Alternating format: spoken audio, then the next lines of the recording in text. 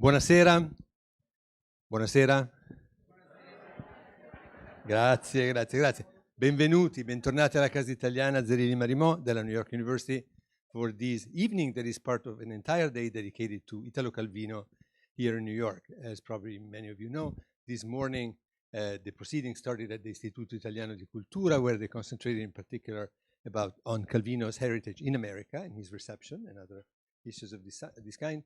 The recording of the Istituto is going to be on their website shortly, so probably at the beginning of next week, as the recordings of these sessions is going to be on the website of Casa Italiana, always beginning of next week. So if you want to suggest to somebody who is missing it to see it, that's what you can do. Direct them to our website. And as you know, Italo Calvino would have turned 100 a few days ago. So the occasion to celebrate Calvino is his 100th birthday. But there is always an occasion to celebrate Calvino, especially in this country, where we can say that he remains one of the most read and also most beloved Italian writers of all times. We have a fantastic evening this evening. I'm very proud of the lineup of people that we were able to put together. And we start with Jhumpa Lahiri and Andrea Ciccarelli. We move on to the presentation of the letters of Italo Calvino, never seen before, to Chichita, his wife, in the 2 years in which they were engaged. They just met until the day they got married, edited by Giovanna Calvino, their daughter, who is going to be here with us to present the letters. And we're going to conclude with the documentary by Duccio Chiarini, who is also here on the front row, Italo Calvino, the writer in the tree, lo scrittore sugli alberi. So I'm not going to try to give you summaries of what Calvino is, what he represents, because I think it's going to come up abundantly during this evening. And I just want to introduce to you our first guest. There are Andrea Ciccarelli. He is a professor of Italian contemporary literature at the University of Indiana. He got his PhD here at Columbia, and from there also comes his new responsibility as president of the Ragusa Foundation. The Ragusa Foundation is home next door, like 2 doors down from us, and we have already done so many things in collaboration with them.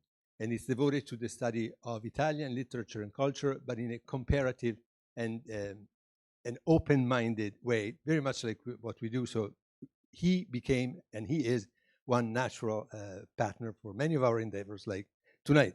And with Andrea, there is Jhumpa Lahiri. Jhumpa, as you know, is a Pulitzer Prize-winning author that at a certain point in her life decided to be an Italian writer, and she did. And we're very happy that she made that decision. And tonight she's going to talk on if on a winter night Calvino could talk to a fellow writer. And if I may give you a suggestion, when you go home, go to our website, we have the video archive, and take a look at the talk that Jhumpa gave 3 weeks ago, a month ago, on Cesare Pavese. To me, that was a magisterial talk in which she really had the sensitivity of the author and of the translator, and she talked in that piece particularly about Pavese's relationship with Walt Whitman and Hemingway, as seen as the two bookends. And just listen to it, because I'm sure it's going to be very useful also to better understand and better enjoy what you're about to listen now. Please welcome Andrea Ciccarelli and Jhumpa Lahiri.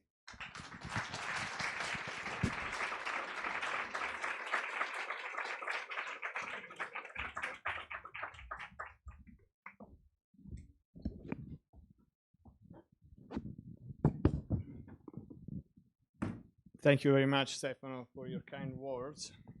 And I won the Pulitzer Prize, and maybe you win the Premio Strega or the Campiello soon. Let's see. I know that time is of the essence, so I will start right away. And I want to thank, of course, Jhumpa Lahiri for.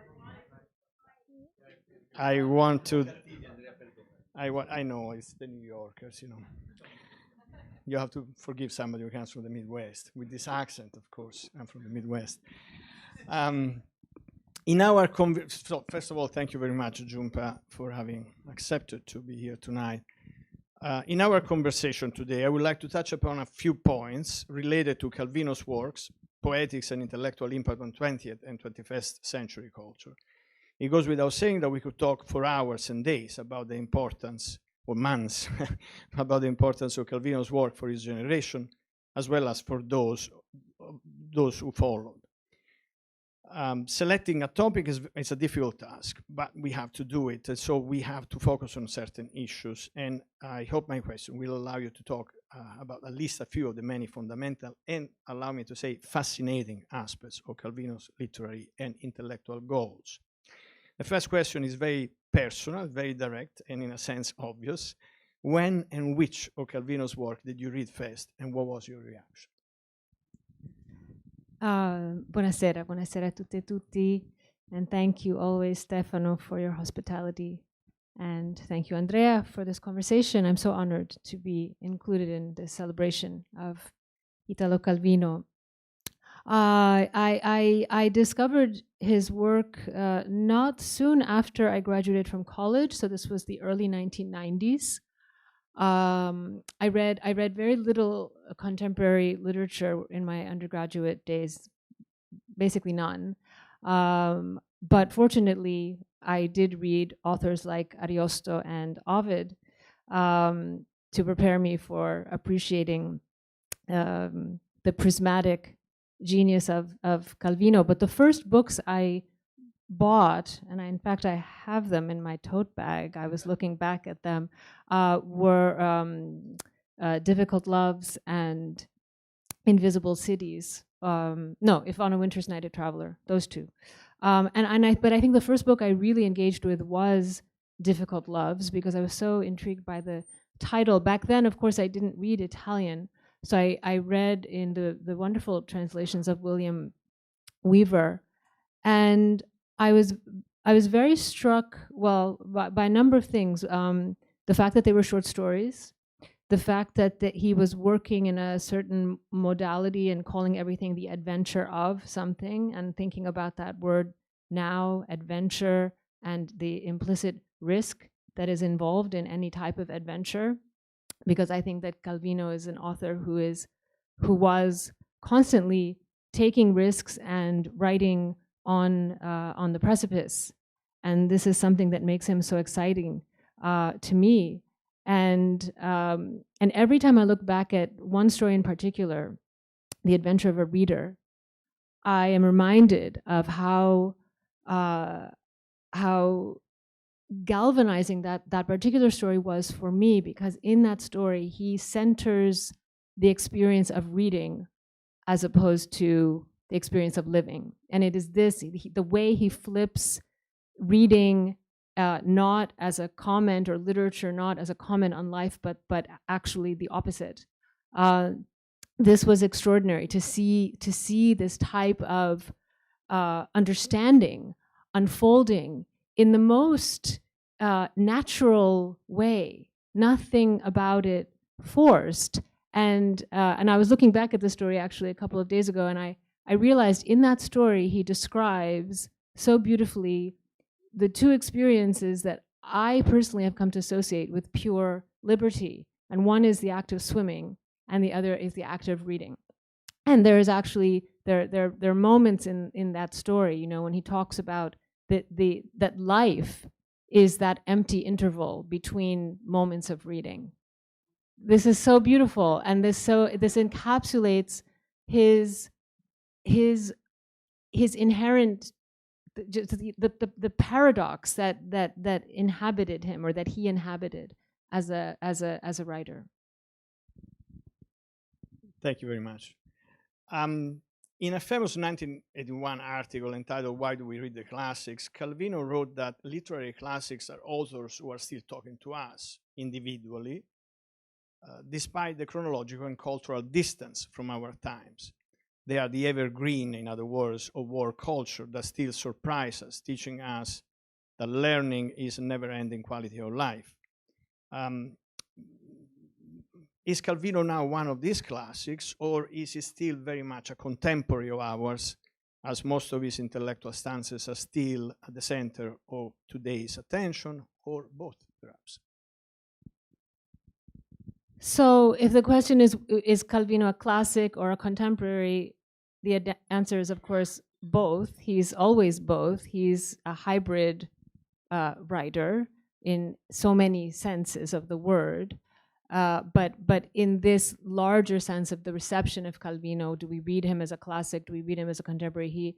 of course, had such relevant things to say about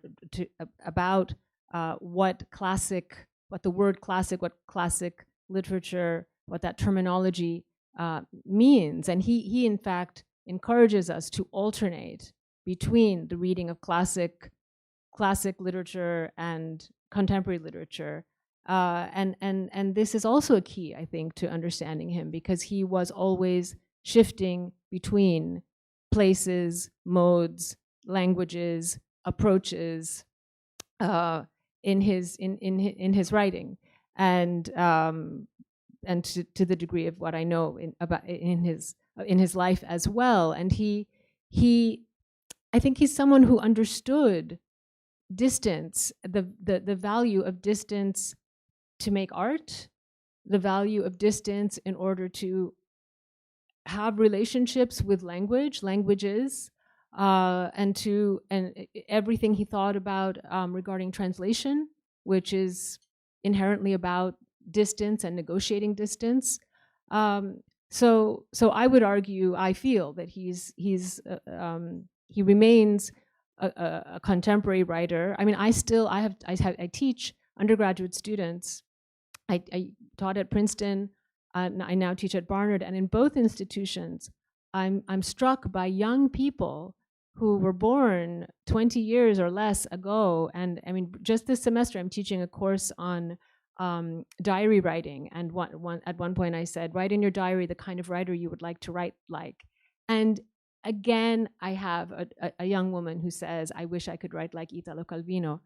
This is really something. It says something. It says that he is a contemporary writer, but of course he exists outside of time. I mean, his work exists out of time, beyond time, but the other element I would add is that he was so lungimirante, right? He saw into the future in so many ways that continue to mystify us. I mean, how could he have been so attuned to what was to come, and thinking about what was to come, and particularly things such as, artificial intelligence, for example, would have been something he would have, I mean, he was already thinking about it in some sense, but now that it's more of a household word.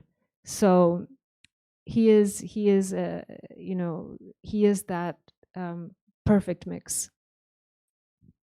Thank you. I'm glad that you say lungimirante in Italian, because I don't know how you say it in English. Lungimirant. I'm inventing it, of course. Farsighted then has the problem of, you need glasses to fix it. So yeah. I was told that it's not lungimirant. Calvino, to use the words of one of his favorite poets, Montale, depistava I suoi critici, deceived the scholars who write about him, in a sense, and in an early self-presentation of himself described his style as something that goes back and forth between lightness and gravitas, imagination and reality. Many scholars have accepted this definition, sometimes, however, without taking into account that these two different aspects are not two alternative choices, but are inextricably intersected, in line with the humorist tradition. Calvino used them, in my view, more to observe and explore reality than representing it in an ideological way. Do you believe Calvino's style responds to that of a humorist writer loosely in a Pirandellian sense, or do you see it in a different light? I think the word that comes to mind when I think of Calvino's sensibility is irony. Irony in the sense, again, of going back to two meanings, contained in one word, the sense of the duplication of meaning, the sense of contradicting meaning, the sense of dissimulation, which we see in his writing. We see in his style, which is so seemingly transparent and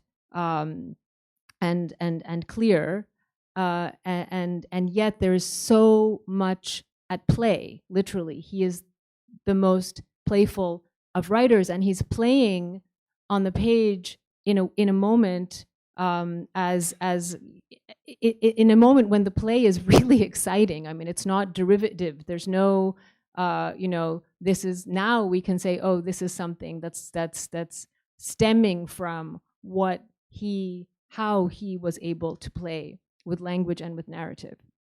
So I think that overrides the idea of humor, or because there's all sorts of emotions in his writing. There's deep emotion, there's sadness, there's melancholy, there's seriousness, there's but I think irony is the word that persists when we're reading Calvino. And I can say from my work as the translator of Domenico Starnone, who is incredibly really was a student of Calvino. I mean, not literally, but really he apprenticed inside of the books of Calvino, and he has talked to me about this.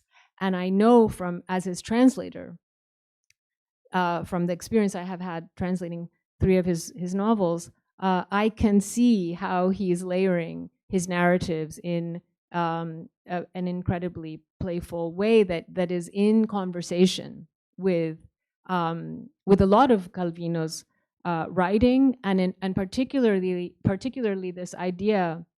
I think he says it in If on a Winter's Night, the idea of never knowing where a story ends and where it's going to begin. This sort of slippery confine between the endings and beginnings of stories, and this is important stuff. I mean, this is really, I mean, when you were thinking about narrative, how to construct narrative, what narrative even means. This is fundamental. I mean, to sort of approach it in that way. So I would say irony remains for me the key to understanding the operations of Calvino. Thank you. One of the strongest traits of Calvino's poetics is his substantial independence from currents and movements. My impression is that Calvino is one of those authors who has always indicated the way, pointing to the path ahead, moving away quickly with natural elegance and supreme finesse from any static critical definition. In fact, despite easy classifications, I believe that he never belonged to a specific movement, as his work is inherently and naturally refractory to any monocultural project. It would be enough to remind about his interest in folk tales, dialects, sci-fi, children's literature, or Italian publishing industry, worthy literary projects, even if they were very distant from his own style. It's enough to think about the fact that he's the one who launched Sciascia. Basically, he published, Sciascia's first works. All these things make him an independent giant who was more an occasional traveling companion, I think, of other writers and groups than one of them, and I may be wrong, of course. Do you see any specific affinities between Calvino's independence and some other writers you particularly appreciate? I think I have this website. I have this subscription to a website, Una Parola al Giorno. And so today, I think it was poliedrico, which is the word to describe certainly Calvino, and also Primo Levi, of course, 2 incredibly polyhedric writers who are operating on simultaneous levels of high and low. This again, irony functions with this, constant shifting between high and low. And in thematically and linguistically and in terms of shifting between genres and modes and form, and the way that both of these writers played with form, because I think one of Calvino's most important contributions is his redefinition of form, of narrative form, and what is a novel, what is a story. I mean, I don't think anybody did quite as much as he did to show us what a novel can be or might be. And so I think of Primo Levi in connection, or in conversation, always when I think of Calvino, because of the roaming nature of their investigations as writers. But I think, Calvino also, I mean, he's a model for me, and I hope for so many of us, because he was so incredibly generous with other writers. And my God, I mean, his introductions to practically everything, everyone, the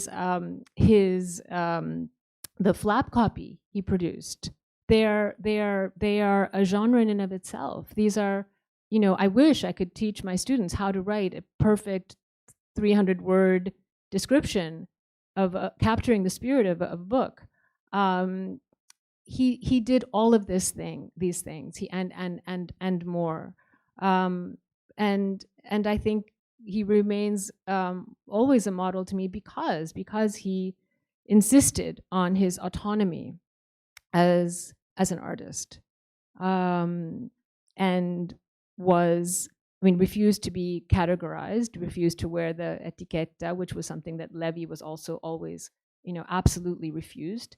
The idea of being labeled in any way as a writer, and to the point of even writing under pseudonym, to be able to shift into another mode of writing. But if you take in all the meridiani of Calvino on the bookcase, I mean, you see a cosmos. You really see a cosmos. That you see major movements as a writer. Thank you very much.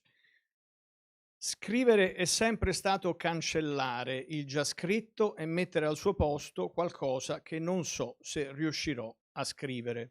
Writing has always been deleting what was already written to replace it with something that I don't know if I will be able to write.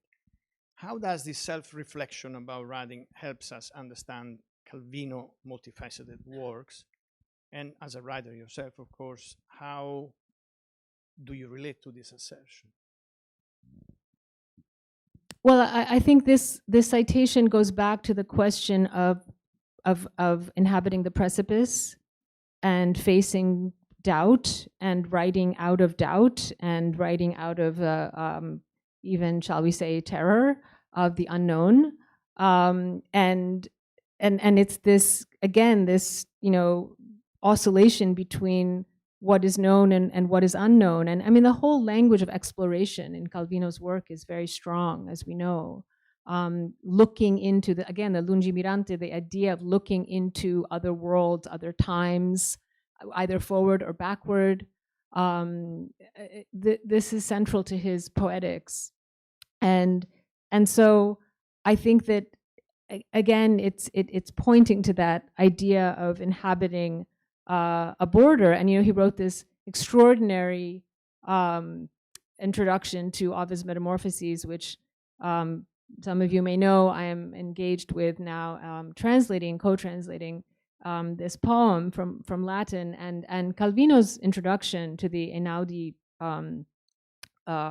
volume, one of the Einaudi volumes of the Metamorphoses, it's really one of the most intelligent comments on Ovid that I have come across, and in it he locates the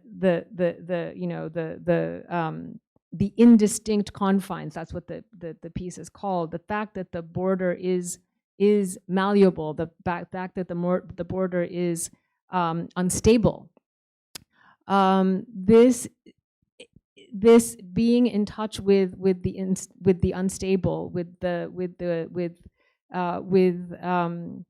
possibility of always going toward the unknown, is at the root of what he's doing. And I think, and of course he himself cites Ovid also in his I think in Leggerezza, and the first of those that cycle of essays. So he's very much in tune with the metamorphic nature of all things, and with the poet, the poet who understood metamorphosis, the phenomenon of metamorphosis, perhaps better than anyone. But we can also say that Calvino in his time is a metamorphic author, and metamorphic in the sense of constant reinvention and self-fashioning and transformation. And playfulness, because Ovid is, of course, a deeply playful writer in his own moment. Thank you. Many of the issues that informed Calvino's works, from the role of the fantastic and fantasy in literature to the transhistorical and transnational essence of literature. Of course, he didn't call them this way. These are fashionable terms nowadays, but this is basically what he conceived them, conceived literature. From his multifaceted approach to the complexity of history to his clear-cut ethical stances, the resistance, Budapest 1956, his support of the 1970s divorce and abortion laws in Italy, his support of the two-state solution still resonate very much today, as we know all too well. What do you think is, or one of the things that could be his most enduring literary and cultural lessons for us? Well, it's impossible to reduce to one, but I can say that, personally, I draw a lot of strength from his refusal of any kind of national identity. And I say this in the Casa Italiana, and I understand he's an Italian author, but he's also not an Italian author, and he believed so deeply in the mission of translation and the meaning of translation. And I've written about this as well, and he himself said that he was, it was in translation that he's really being understood and read, which is extraordinary. But I think that from what I understand of his biography and his trajectory, he was, there's this beautiful essay in which he says, I write, this is I think in the essays, A Hermit in Paris, and he says, I write in a language that is not surrounding me other than in my memory. And this goes back to the idea of distance, but also is contrasting the idea of any kind of national identity. And I think, so many people really think of Calvino as an American author through the extraordinary translation efforts of William Weaver and others. I have friends in Italy who say, oh, but Calvino, he's kind of a French author. And so but this is interesting, this is exciting, that he can be so prismatic and be recognized in having so many different kinds of allegiances, because he went out of his way to adopt and adapt to different places, different languages, different traditions, and in his work too, sort of being in conversation with literature in translation. Which he loved and which he did so much for, which he was such an advocate for literature and translation, not only French literature, but other literature and literature in other times. So he was always pushing past the moment, the current moment, and the current reality to make that reality so intensely relevant. He understood the value of the past without being trapped in it. He understood the onslaught of the future without only being sort of attuned toward that. So so as a person, I appreciate that. I appreciate his way of evading. You said, depistare, this idea of a national identity. And because I think of him as a translingual writer, I do, even though he wrote principally in Italian. I also think that as a writer and as a teacher of writing, I think one of his most valuable contributions is his understanding of the act of description. I think that if anyone wants to understand how to use language to describe reality, Calvino is the person to read and study, because he has a way of describing just about anything that I find equal to none. And the other thing, now that I am older and I think about sort of really what is our purpose as writers, as people, but as writers, and I think one of his most lasting contributions to me in that broader sense is his erudition. It's his ability to be a scholar, to be a critic, to be a reviewer, to be a publisher, to be a writer, to be a translator, and to wear all of those roles so lightly, and to allow the alchemy to allow there to be a very productive alchemy between all of those roles, that stemming from his infinite erudition and curiosity about the world. Thank you very much. I have one last question, and before leaving you the stage, because Jhumpa Lahiri will read a short piece from Italo Calvino to close this conversation. As I said before in a previous question, he has been associated to many movements, but of course we all, probably because it was fashionable at the time, especially in the 1970s, he has been linked mostly at the end to postmodernism.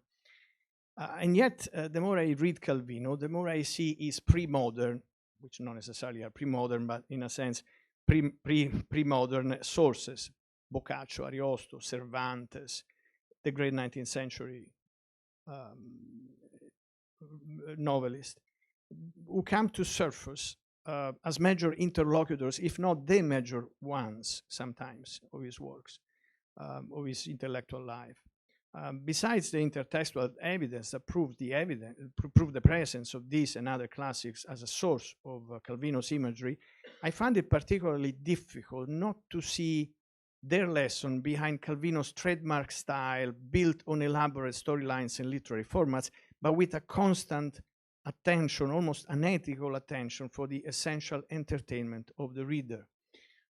Do you agree about this aspect? And if you do or do not, how important it is for a writer to find, for writers to find their own literary models, to keep alive secretly their own internal aesthetic debate? I think I can just answer briefly in terms of the intertextual aspect that you raise in your question. I mean, I think Calvino is very interested in the idea of dialogue and the form of dialogue. And I mean, whether we're talking about Platonic dialogue or the dialogues of Leopardi, and he is very interested in, he is so interested in language. I mean, I can, I think the more I grow as a writer and think, the more I think about language as the writer's instrument or instruments, the more I draw out of Calvino's exploration of language, which I think was his central exploration among all the other explorations that he would, all the science, the philosophy, nature. He's thinking about language, and he's thinking about language and human beings and our ability to use language, to have language, to manipulate language. And that's why this very brief story that I translated with Sara Teardo a few years ago for my anthology, The Dialogue with the Tortoise, is such an amazing 3-page story about human beings and language, and it is an intertextual. I mean, literally, he's in dialogue with so many other traditions of understanding what language means vis-a-vis a dialogue. It's pyrotechnics, but and you understand it only if you step back, because then, as you say, it's incredibly entertaining reading. I mean, I translated this story also in a workshop format with my students, and they loved it. They thought it was just so, they engaged with it in a very direct way. I mean, not thinking about the other layers and the other readings. So anyway, for that reason and for all of the reasons I have spoken about, he remains and increases as in his role as a model for me personally as a writer. Thank you very much. Thank you. Thank you. And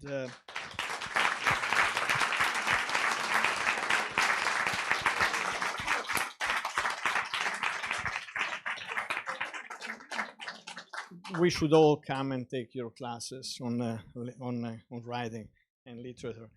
I'm going to leave the stage to you, and you are going to read. Yes. So Andrea asked me to read a brief passage, and I can do so in Italian or in English. I don't know. I can do either. Although we don't like national identities, Italiano. he did write in Italian, so let's hear in Italian, even if we don't understand. Okay. Okay.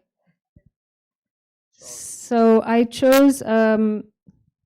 It's a page and a half from Le città nascoste 3.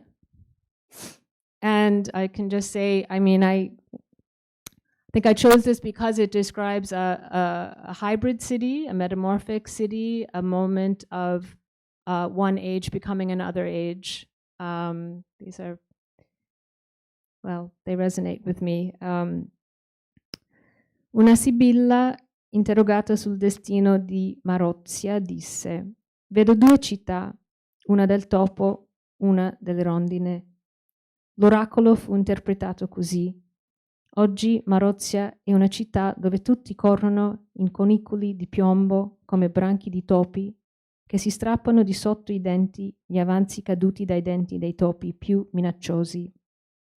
Ma sta per cominciare un nuovo secolo in cui tutti a Marozia voleranno come le rondini nel cielo d'estate, chiamandosi come in un gioco, esibendosi in volteggi ad ali ferme, sgombrando l'aria da zanzare e moscerini. È il tempo che il secolo del topo abbia termine e cominci quello della rondine, dissero i più risoluti. E di fatto, già sotto il torvo e gretto predominio e topesco si sentiva tra la gente meno in vista covare uno slancio da rondini che puntano verso l'aria trasparente con un agile colpo di coda e disegnano con la lama delle ali la curva d'un orizzonte che s'allarga. Sono tornata a Marozia dopo anni. La profezia della Sibilla si considera avverata da tempo. Il vecchio secolo è sepolto, il nuovo è al culmine.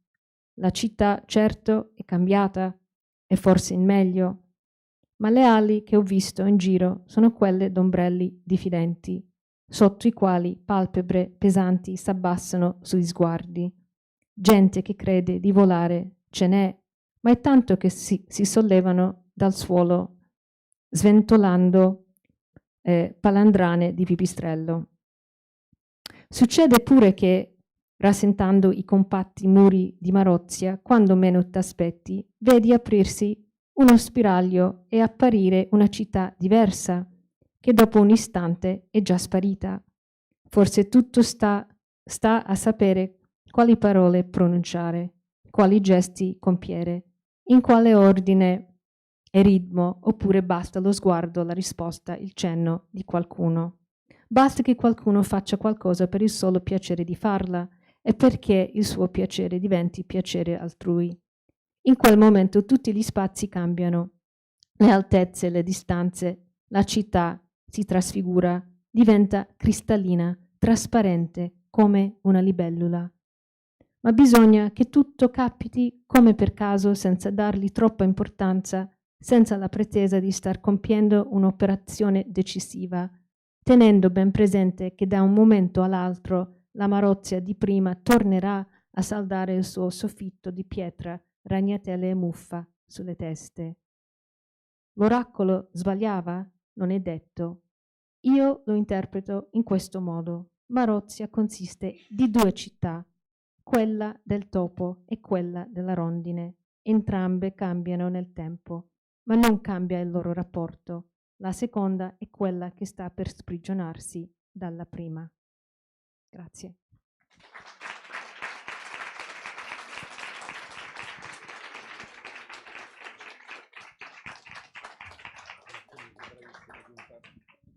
Thank you so much, Andrea, and thank you, Jhumpa, for once again shedding your light on an Italian author with a rare sensibility. And I take these also as good wish that the rondini might come back to fly and the rats disappear. And now we have the centerpiece of our marathon dedicated to Calvino with the presentation of Lettere a Chichita. It's a collection of letters, as I told you before, that Calvino wrote to his then girlfriend and after wife, Chichita, Esther, immediately after they met. And Giovanna told me she was working on this edition a few months ago, and I had a chance to read the letters only in the past few days. And they're so beautiful. They're full of life, they're fresh, they're sparkling. They're letters in which you witness the birth of a love story, of a great love story. And knowing how Giovanna is reserved, and that's a characteristic of her family, I understand. Not talking about their private lives in public, and even talking about or listening to things about her father has always costed her a great deal. And so, and I know her, and I appreciate even more that she accepted not only to come and share with us these memory of Calvino, but also present these letters that are the most intimate thing that we can think about. But it's so worth reading them, and they will really put you in a different mood. And with Giovanna Calvino, that I present officially, she has a PhD in comparative literature from Penn. Now she changed line of work, and she's a therapist and a social worker. And she made New York her hometown, a city that her father loved a lot, but never moved here, actually. And with Giovanna to talk about these letters and about the effort that went into it, we have Judith Thurman, who's a writer, a biographer, staff writer of The New Yorker. She won an American Book Award. And I can say another intellectual, another American intellectual, deeply in love with Italy and Italian literature. And we are delighted to have tonight Giovanna Calvino talking about Lettere a Chichita with Judith Thurman. Please welcome them.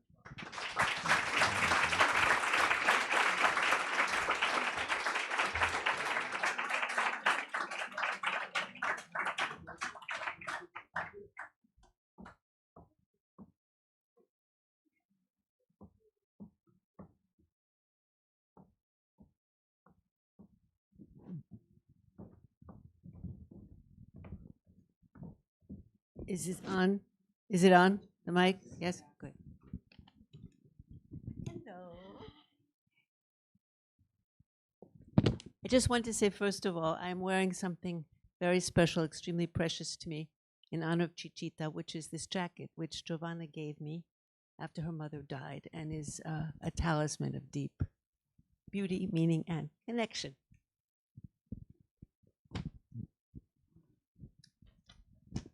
So you write in the introduction that you only, I want to know, you discovered these letters recently. Can you hear? Keep it close. There. Oh, I see. You discovered the letters recently. Tell us how this book came about, because so much of your, I think pretty much everything, there may be some inédit, but pretty much everything has been published. And this was, where was it? How did you discover it? It was in my home. I think I'm a hoarder, and so I don't know what I have in my home. I found them. I didn't want to read them because even though I'm now very much an adult, the idea of your parents' love life is always a bit. But then I thought I had to, and so I kind of steeled myself, and I was disarmed. I found them absolutely lovely. I didn't have the feeling of intruding, and I thought I might as well. And I wanted to express my gratitude to his readers, and I thought, what better thing but to publish personal letters. Absolutely. It's sort of inviting the readers to be in the same room with their idol, and it's such an intimate invitation. And so what did you, when you were reading, what was your first reaction? Did you discover two people? They were young. They were 38 and 37 and 39, and then 40 and 38 in the year that these letters cover. And so, of course, you didn't know them.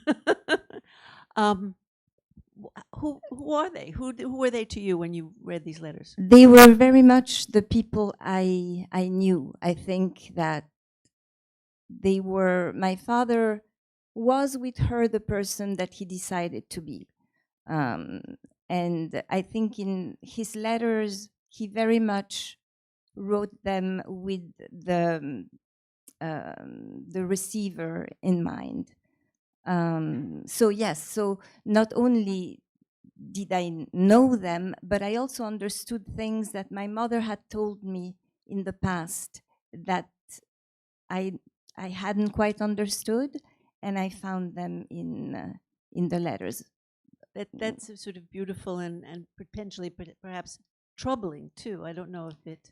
Not troubling. My mother, she had told me that my father knew about his talent and that he just knew it, and I was always wondering how did he say that to her, and there it is. Yes. So it's important to note that these letters that when they met, at least Italo Calvino and Chichita Singer did not have a common language. They were she wrote to him in Spanish, and he wrote to her in Italian, and so as you read these letters, this really speaks to what Jhumpa was saying about his relationship to language and to distance and to foreignness, and so these two people getting transnational love correspondence, transnational love letters. But so tell us about the importance of these two languages, both to your father and to this work. So my mother's first language was Spanish. She was from Argentina, and she spoke a beautiful Spanish that stayed stuck in the 1950s, because she left Buenos Aires in the 1950s. And in the letters, he tries to write in Spanish a bit, and it's very funny because it's... Gets it wrong, yeah. A little bit. And her letters that I did not publish, except for one, are all in Spanish, and some French, some English, but she doesn't try to write in Italian. I forgot what I wanted to say, but yes, I think that it was great for him to find himself at home with a person with whom he did not share a language, and he raised me in Paris. I went to a French school. I never really learned Italian as one should. I think I make mistakes to this day. My mother made many mistakes in Italian, which he did not correct, and she was quite annoyed because, until the end, she wrote a very colorful Italian, but very idiosyncratic. So yeah, he loved to be in this linguistic island. You said something very important. The first thing you said was that she was the person, the facilitator who helped him become who he wanted to be, and that comes across in the letters really passionate. Every letter, whatever he's writing about, and sometimes he's writing about the business of publishing. I had to go to Torino. I had to go to this place. I had to go to that place. 90,000 reunions and prizes and this and that. But that becoming is the real. It occurred to me when you said it is the real subject of this book, and becoming who he was. And he's groping for it. No, he's groping towards that sense of who he is through his correspondence with her. Yes, and it is, and I think that it's to a certain extent, the letters are both, a declaration of love to her, but also to his job as a publisher. In every letter, you can see the importance, and he says it. He says the difference between me and you. My mother was a translator at UNESCO, and she hated it. She would translate treaties on agriculture in, I don't know, Estonia, and then, I mean, and some of her letters are very funny. I published just one, but she had a great sense of humor. So yeah, so the way he talks about his work and his identification with his work, as not as, also as a writer, but as a publisher. It struck me reading the letters that he sees Chichita. They don't know each other very well, and they're constantly jockeying for time to be able to figure out a way for him to come to Paris, for her to come to Italy, for them to go on a vacation, and so it's really a long distance romance, and at this stage, and yet I guess that was Dante and Beatrice was a long distance romance too, and I had the feeling that Chichita was more than just a beloved woman. She was kind of a spiritual mentor to him. That he looked upon her that way, because he says, "A letter from you will." My translation, which is not good. "A letter from you will rescue me from the human misery of the flesh." He's then having a hemorrhoid operation, and also raise me to an empirical, spiritual, and physical sensorial height, which is amazing. So this is, did you have that feeling as their child, that this was part of the deal of their couple? As a child, no. No. I had many impressions, but not that one. I think I think that the love that he expresses in these letters, and they were both very reserved, so they were not demonstrative in their love. The letters they're so interesting. He attempts to rationalize love using math formulas. There's a lot of occult, astrological occult mathematics, abstraction in these letters, along with the sensorial, all of those things too. Yes, my mother was quite a chaotic person, and I think he was trying to put order. Well, and love is chaotic as well, but at some point they're arguing, and he says that our relationship, little a plus little b, is superior. No, anyway, you'll see when you read the book. And he says, I wish I knew more math, because then I would be able to explain my love for you really well.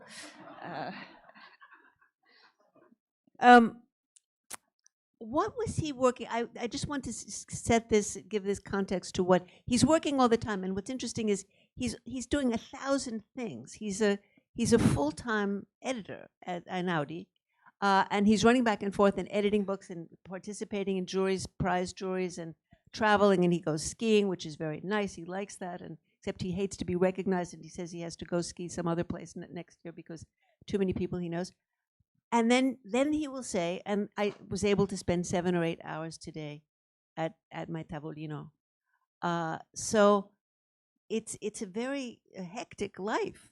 Yeah. What was he working on? What was he able to do in this period? So in the letters, he talks about working on Pavese's poetry, which is hard for him emotionally. Why? Because he loved Pavese, and Pavese killed himself. And I think all of his friends at Einaudi were left with a sense of guilt, with a sense of, a lack of closure. He works on a novella called La giornata di uno scrutatore, and he takes my mother to the real place where the story happens. It's the story of a ballot counter, a vote counter, right? Yes, a vote counter. He's an observer, but the vote takes place in an institution with people who are severely mentally and physically disabled, and how anyway, And that's it's the also a situation. Catholic institution, and Yes. the scrutatore is a Marxist. The scrutatore, his character, yes, he's a Marxist, and the nuns work on the patients for them to vote for the Democrazia Cristiana, the Christian democracy. So what? So was he mostly working on short fiction? So that he year? was working on that. He was publishing the stories that became Marcovaldo, which he published in a children's magazine. He started working on what became Cosmicomics, and he describes them in a way that is yes, that was one. That's an extraordinary letter.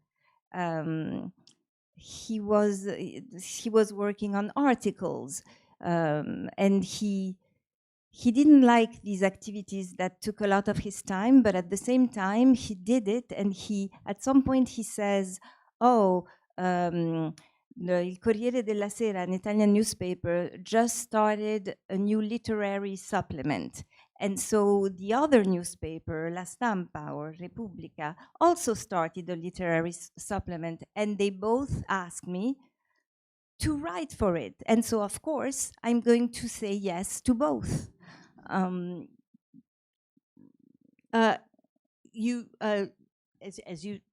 we discussed, you laugh all the time reading these letters, but also because, I mean, I'm now old enough to be the mother of these two people who were writing the letters. You feel for them, feeling their way into this really important relationship, and he's quite free. His feelings, I know you say he's reserved, and your mother was too, but he's quite free with his criticisms and his certain kind of neediness of her approval, and that's it's really moving. To say he was completely sure of his feelings for her, and she gave him a hard time, and so difficulties ensue, and a few of the letters are there about fighting.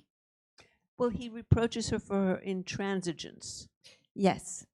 That she's stubborn, or that she's but you also feel that he loved the limits that she was setting, that she will not take, that she's not a sort of passive mooning after him in awe of his greatness. That absolutely, yes. She's very irreverent, and I think he was not used to that, and he was very refreshed by it. There's a wonderful line. They've been having a quarrel via letter, and he says at one point that he's trying to be very self-critical, as she has been, but not very much. Yeah. And then he says, and because he's trying to hold it together, to understand his reactions and hers to him, he says, I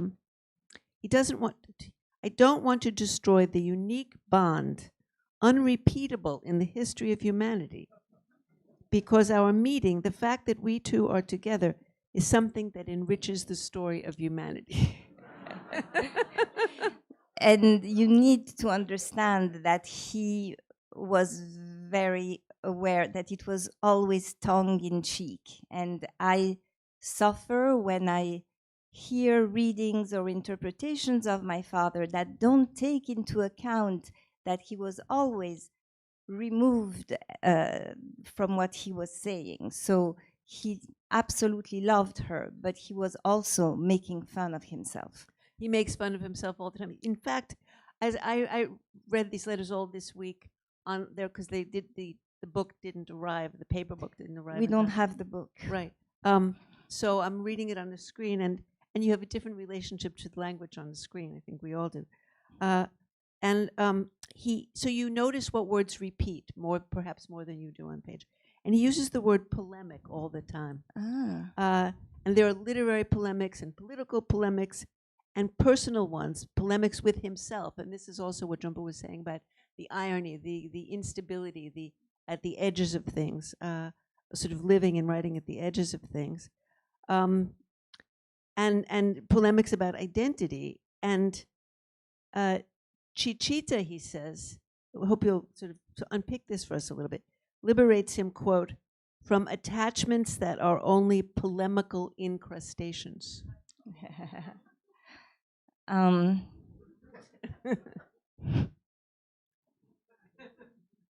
Who knows what he was referring to? Well, she was very sarcastic, so perhaps he would present some dilemmas and she would just laugh at his face and the dilemma would cease to exist. Maybe. I don't know what to say about this. During this year, he has the revelation about the comic cosmic. So many people may not know about that. Can you sort of tell us what the revelation was for him and then how it led to? So because he was always trying to him, literature was interesting insofar as it would, with writing, you could express things that had not been expressed before and that had been so far impossible to express. And so he had this idea of writing a book about the beginning of the universe from the perspective of the universe. And he tells her that it's inspired by, what does he say, by Kafka, by Lewis Carroll, by Popeye, by Leopardi. So it's high and low, and it's a book that he wrote when they got married and when my mother was pregnant with me. So I narcissistically I like it. It's a book about the beginning, the gestation of the universe, but also Which is you. of me. Yes. Right. But that also speaks to what Jhumpa was saying about why, because that high and low together, especially in Italian literature in the mid 20th century, is quite radical. No, yes, it's profoundly irreverent in that sense. Yes, sovereignly irreverent. And that was the idea. I think he also wrote in order to contradict everything that had been said about his writing up to that point. And it was also a way for him to transcend the limits of the ego. He's doing that a lot in the letters. He's not putting himself down. That's too strong. That's not right. But he keeps a very tight rein on his pride. Did you feel that? Yes. I think he was the opposite of pompous, and he also, to a fault, believed that he didn't make any difference, that what he had to say was not that no, that's not the right way to say it, but yeah. I don't know. Because he writes at one point that there's a wonderful letter in which he talks about writing as an artisanal exercise, that he's just an artisan. Let's not get too grand about this. I'm like a craftsman putting the mosaic into place. Yeah, and Jhumpa was talking about his understanding of artificial intelligence, and there was a conference in Rome a couple of weeks ago where people from different disciplines spoke, and this man who works in artificial intelligence explained how computers have trouble understanding human language because of the polysemy, the ambiguity of language, but also because authors make mistakes, and grammatical mistakes, syntactical mistakes are completely throw off the artificial intelligence. And neologism, new words, computers don't understand them. And in his company, they use my father's texts because the computer, they found that he makes very, very few, almost zero mistakes. He uses extremely specific words, so there isn't a lot of ambiguity in his writing, and he uses very few neologisms, which I see as also a form of humility, because he used the language that was there. He didn't. He doesn't try to bend the language to his needs. Anyway, and so the way he uses language, computers, they kind of get it. And that for him would have been, I think, fantastic to know. You know, talk about transcending the ego. He spoke about anthropocentrism as being very provincial. And now here he is, having a chat with a machine.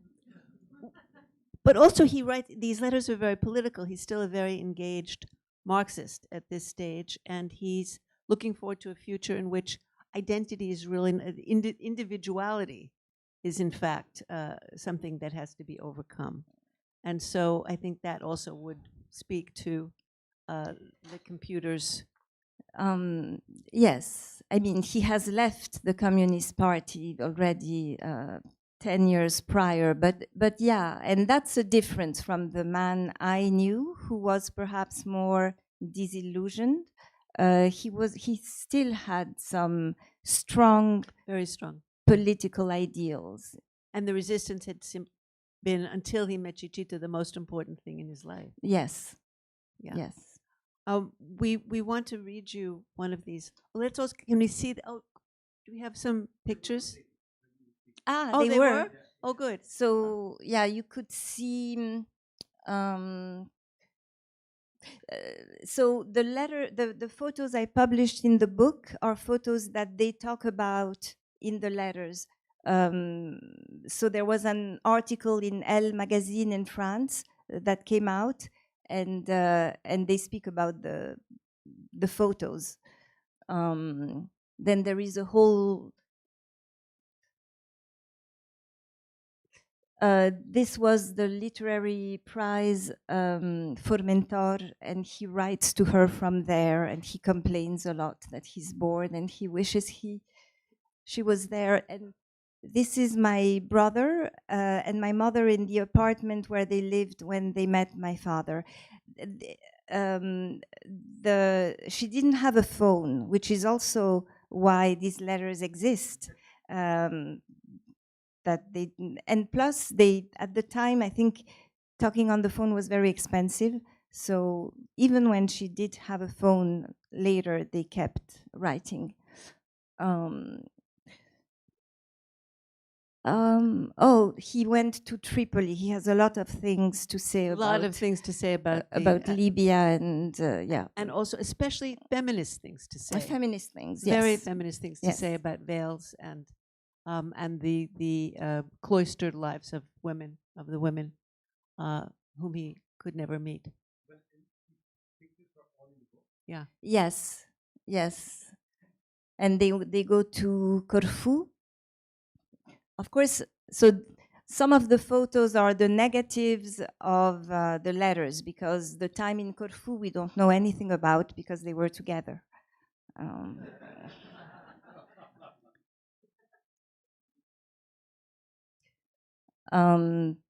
This maybe was at Einaudi's retreat.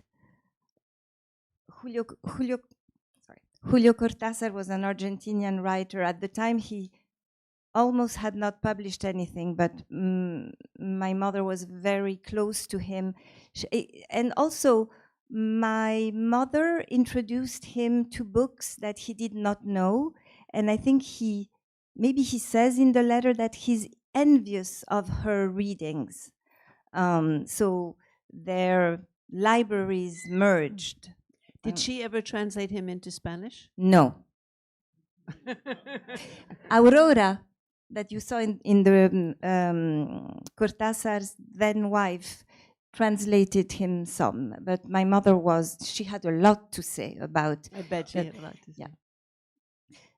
These photos she sends to him, and the dress she wears, she forgets it at his place in Torino, and he says that he spends the night with the dress hugging him, even though it is sleeveless.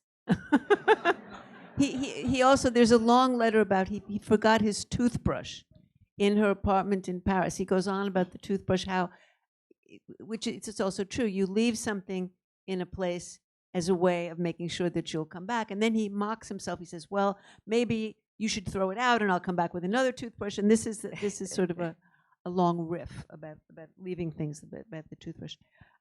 Yes, Giovanna wanted you to hear the letter. She'll read it in Italian and I'll read the English translation.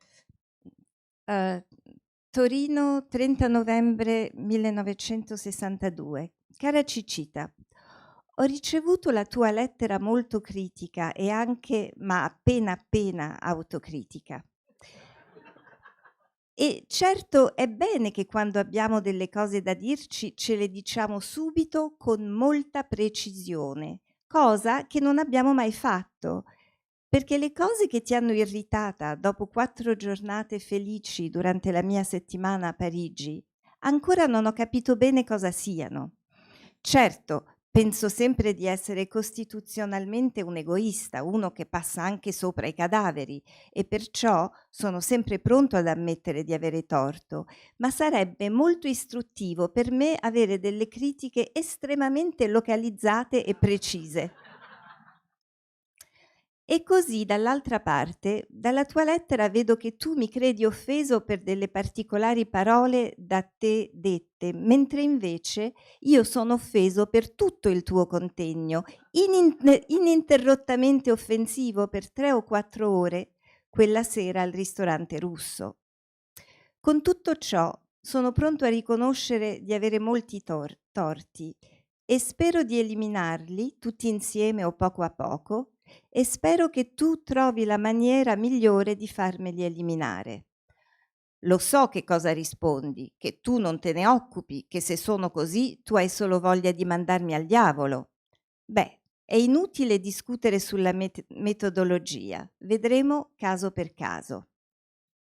Insomma, quello che mi lega a te non è il desiderio di una vita affettiva, ma una comprensione reciproca, spero. Una comunicazione che, per me almeno, è molto rara, un rarissimo fatto in un rapporto amoroso, vera amicizia, che mi fa rimpiangere continuamente di non averti qui per parlare, commentare, spiegarmi, sfogarmi, farti vedere le cose che vedo e sapere le cose che apprendo. Forse questo è poco, dirai tu. Ebbene, a me questo non era mai capitato e perciò diventa l'aspetto sul quale metto l'accento, perché si capisce c'è poi anche altro. Certo, riconosco di restare sempre terribilmente soggettivo. Adesso sono in un momento in cui ho bisogno di raccoglimento, in cui il mio voler essere tutto e accettare tutto mi ha portato in uno stato di incertezza profonda, non soggettiva questa, ma storica, oggettiva, perché l'idea che avevo messo insieme di molte cose e che resisteva a tutte le crisi, molte cose, letteratura, funzione dell'intellettuale, politica, futuro del mondo, eccetera, è giunta anche per me a una crisi e l'unica persona con cui riesco a vivere questo approfondimento di me stesso, accidenti, sei tu, Italo.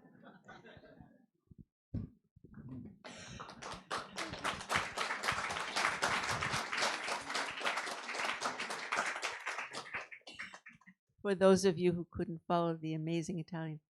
Dear Chichita, I received your critical and also, but just a tiny bit, self-critical letter. And it's certainly good that when we have something to say to each other, we do so right away and with great specificity, which is something we haven't done yet. Because the things that so annoyed you about me after 4 happy days during my week in Paris, I haven't yet grasped what they are. Of course, I always think that I am intrinsically selfish, someone who'll stop at nothing. Therefore, I'm always ready to admit that I'm at fault. But it would be very helpful for me to receive very localized and specific criticisms. And conversely, I see from your letter that you believe I was offended by some specific words that you used, while I was actually offended by your whole countenance, which was consistently offensive for 3 or 4 hours that evening at the Russian restaurant. Having said this, I'm willing to admit my many faults, and I hope to eliminate them all at once or one at a time, and I hope you find the best way to make me eliminate them. I know what you're going to say, that it's none of your business, that if that's the way I am, the only thing you want to do is send me to hell. Okay, let's not discuss the methodology. We'll take it case by case. In short, what draws me to you isn't the yearning for an effective life, but a mutual, I hope, understanding, an ability to communicate that's very rare, at least for me, and even rarer in the context of a relationship, true friendship that makes me constantly miss not having you by my side to talk, make comments, explain myself, vent, show you the things I see, and let you know the things I learn. You may say that this isn't a big deal. Well, this has never happened to me before, so that's why I'm stressing it, because clearly there are also other things. Of course, I admit that I'm being terribly subjective. I'm currently going through a phase where I need to collect myself because my wanting to be everything at once and accept everything has brought me to a state of total uncertainty. Not subjective this time, but historic, objective. Because the idea I had formed about many things, by many things I mean literature, the role of the intellectual, politics, and the future of the world, etc., has reached a breaking point, and the only person with whom I'm able to accomplish this self-exploration is, damn it, you.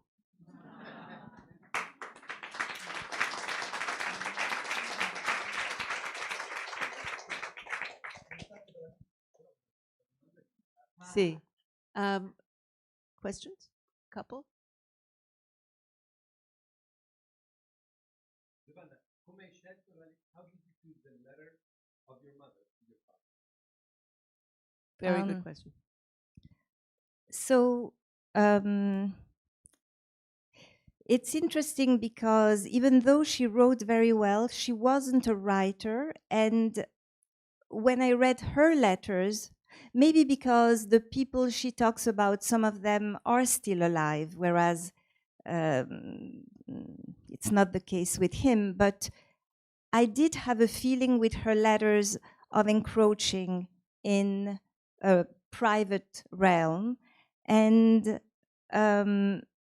whereas the one that I chose is short and very representative, and she talks about their common friends that happen to be, I don't know how famous they were at the time, but Marguerite Duras, who became super famous, and she makes fun of her like she made fun of everyone, and of herself.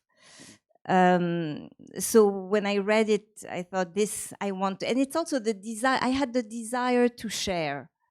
I didn't want to keep it to myself. You said to me that you didn't think they would fall in love had they spoke the same language.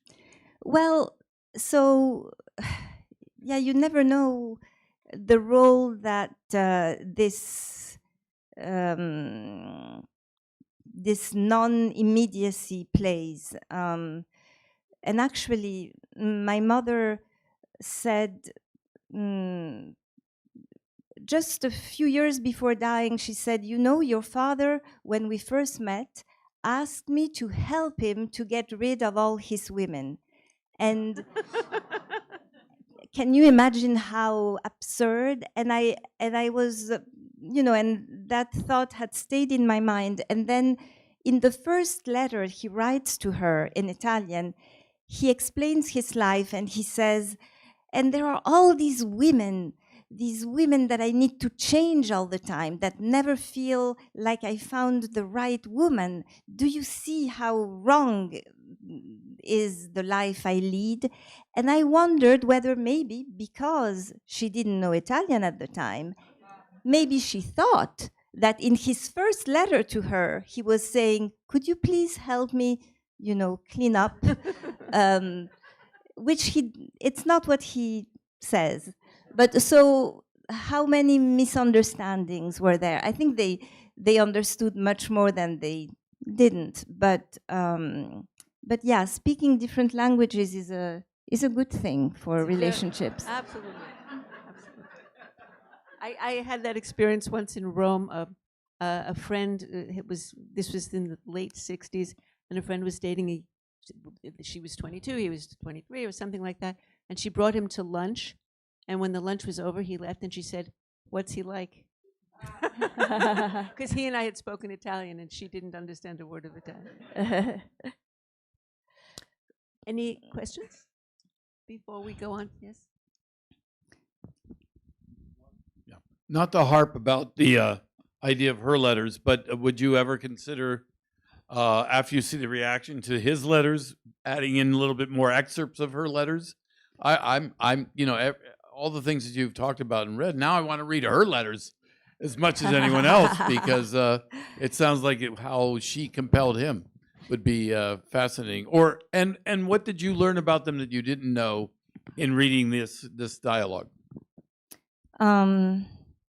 What did I learn?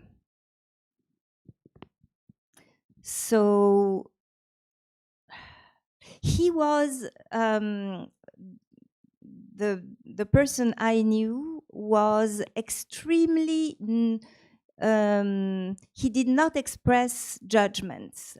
He was very careful of not saying stuff about others. In these letters, he says stuff that is quite critical about some of his friends.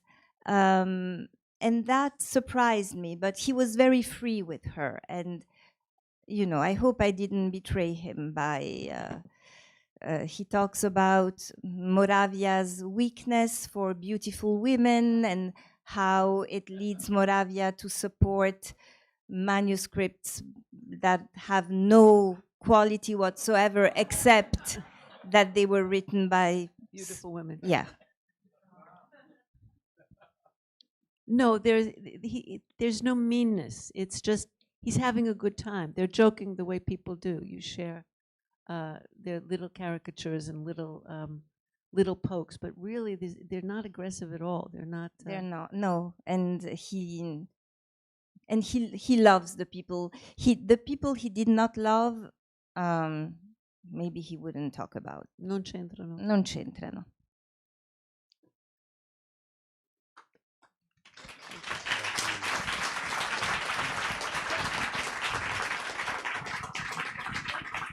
I want to thank once again Giovanna for having put together this book and for having shared it with us tonight. And again, I know how much it cost to her, and that's why I appreciate this gift even more. Giovanna, when is it going to come up in English in the United States? I don't know. Okay. I don't know if it's going to come out. It will. Yeah. I mean, I always wonder if I find his books wonderful because I'm his daughter, or doesn't seem like it. And we have 40 more people upstairs. It's the most populated event of the season for us. So you're not alone.